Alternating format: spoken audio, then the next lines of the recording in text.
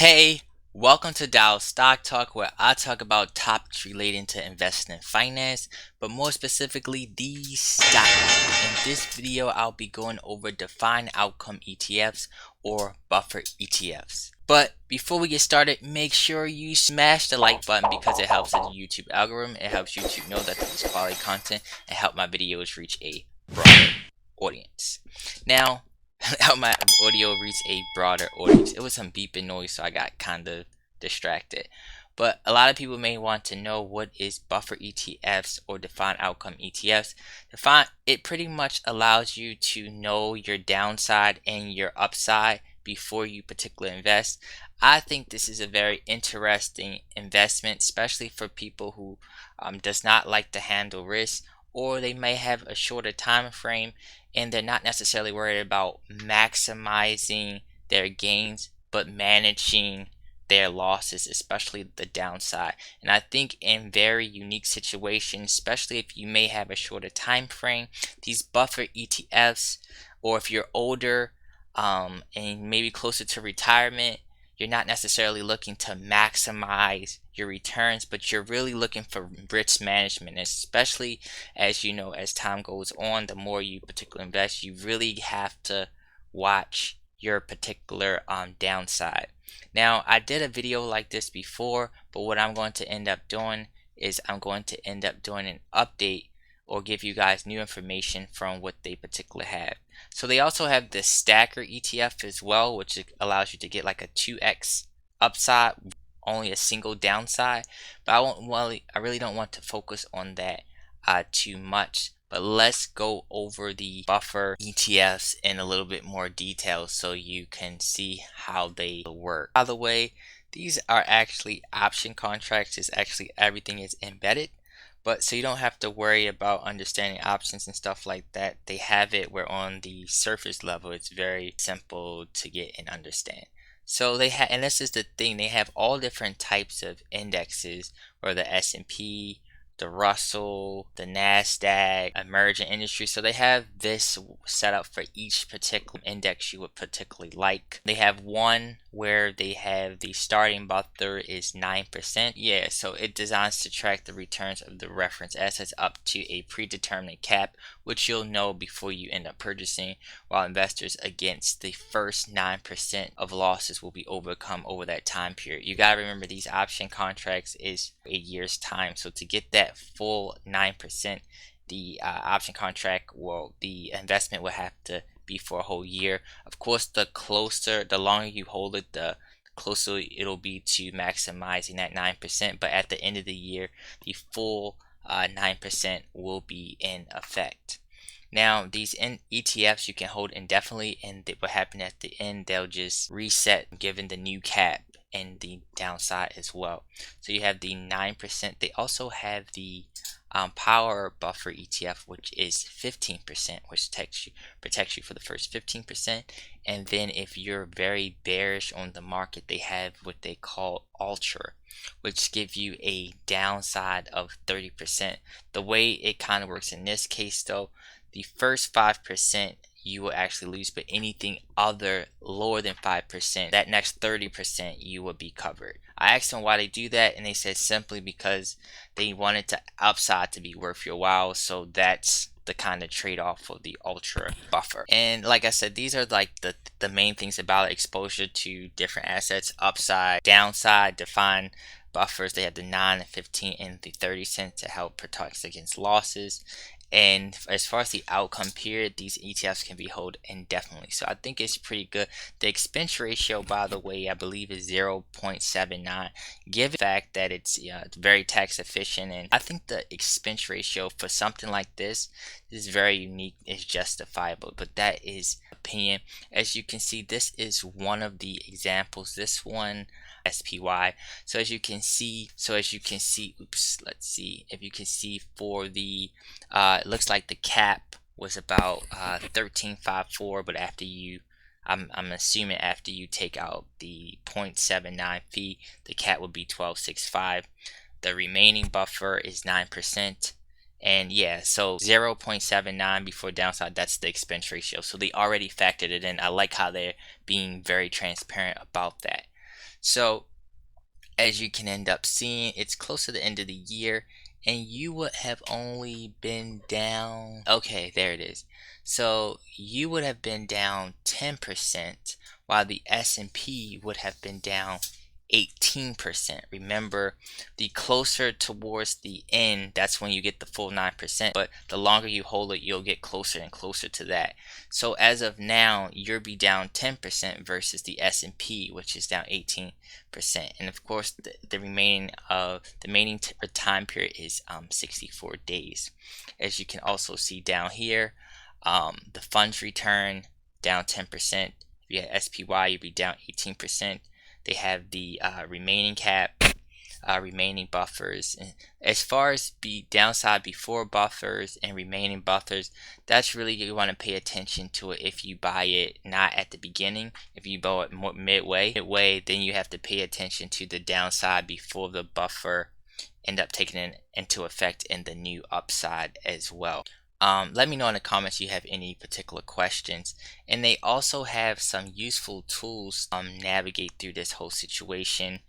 They have a pricing tool. We can click that, and that allows you to pick any of the funds that you would want to see, and they would show you what the cap was, what the value is on any particular day.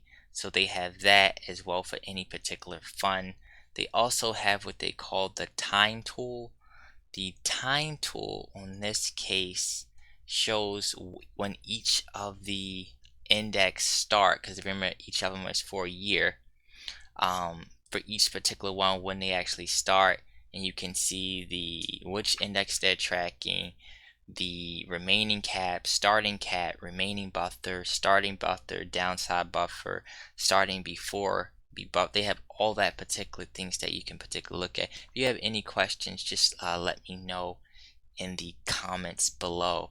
Now, also, I thought this was pretty cool. They also have a personalized outcome analyzer tool where you can kind of set, okay, what particular date that you would want and the price that you would think it will be.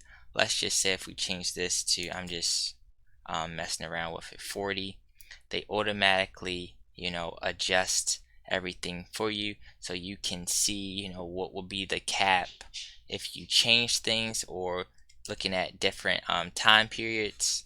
Let's just say we change this to 5.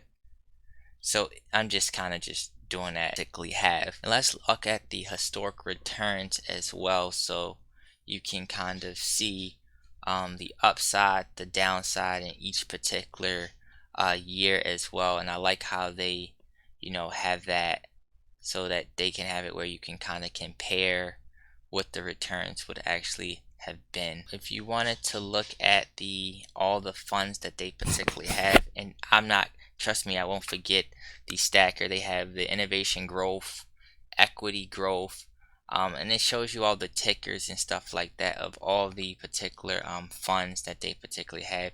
You can just check out their list. These are the ones that I believe is coming out in November 1st. They have a Innovator Defined Wealth Shield ETF. I had to look into that, what that is. You can kind of learn more about that.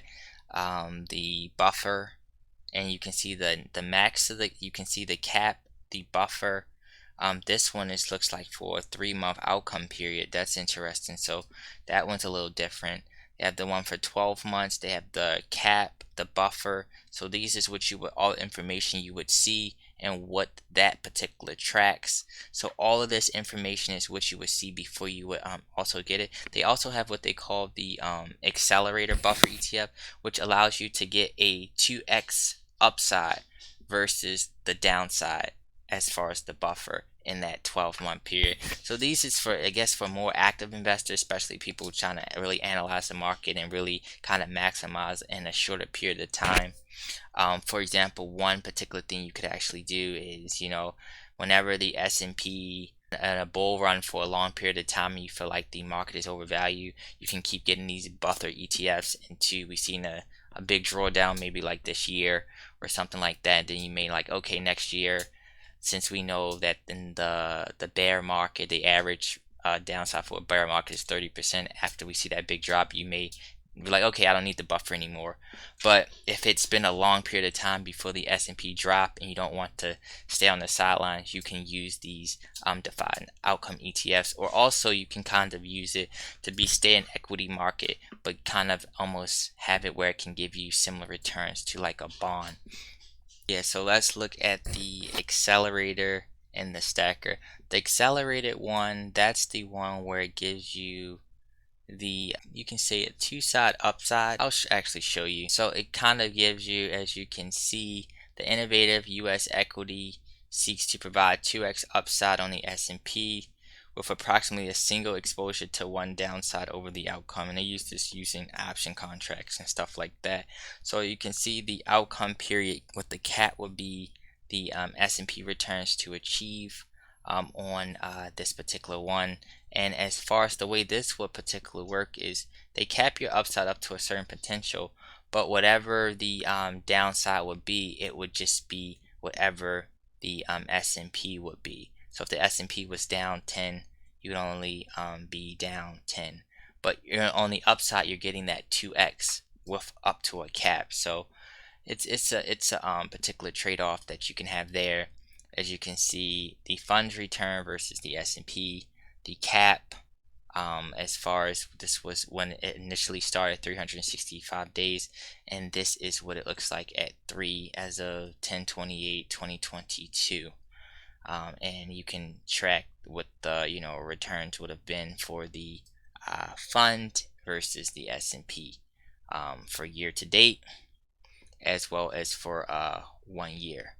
So also I wanted to go over, they do have the stacker one. So this one works, most of the time they was telling people they really wanted to just go with the accelerator one, but the stacker one works a little bit different. This gives you exposure to 2 different ones. As you look at this one, it works a little different. So it allows you to get the upside, 100% upside from the S&P and QQQ to a cap, but only limits you to the downside risk of the S&P. So I thought that one was pretty interesting. So that was the cap, and that's what they call the double stacker. This one, like I said, you probably, as far as simplicity, the other accelerated one was a little bit more simple than this one, but this one is one that you can seek the double episode exposure from the S&P to QQQ with a cap, and the downside exposure just to the single outcome of only the SPY. So it's kind of work a little differently, but I just really wanted to show you like a different. I actually been using these defined outcomes, I believe, since 2019. It looks like this particular year, it seems to paid off a lot since the market is kind of down big. So that definitely helped me, as far as if you're looking at a shorter period of time, outperform the S&P, as of assuming if the end of the year keeps going down. I think I believe I had at least a 9% buffer. I believe it was at least a 9% buffer. So yeah, these are like ones that I've kind of actively used. Now, like I said, these are for people who's really trying to manage their risk. So they're not really looking to maximize their returns. But for example, if they're settled, if they go with 10% or 15% regardless of what the market do, I think these are actually pretty useful. And of course the expense ratio is 0.79, but some people, they just rather manage their risk and they're not really trying to maximize their return, but more so have a more steady, consistent returns and like reduce volatility over that period of time. But that pretty much concludes this video. If you have any questions or want me to do a more in-depth video on it, just let me know in the comments below. If you haven't already, make sure you hit the like button. If you're new, subscribe to the channel.